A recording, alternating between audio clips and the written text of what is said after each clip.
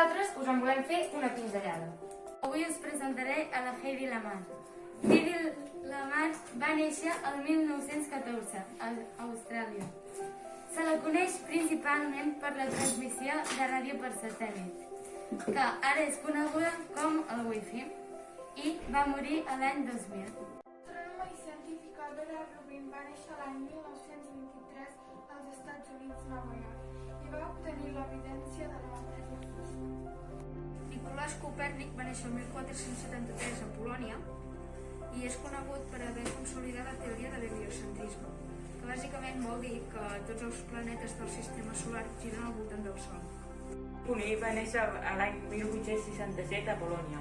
En 1903 va rebre el Premi Nobel per al descobriment de la radioactivitat. Stephen Hawking va néixer el 8 de gener del 1942 a Oxford, Anglaterra.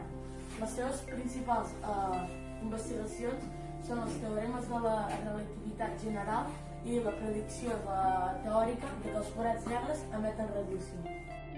Fins aquí la nostra pinzellada de la Setmana de la Ciència. Esperem que us hagi agradat.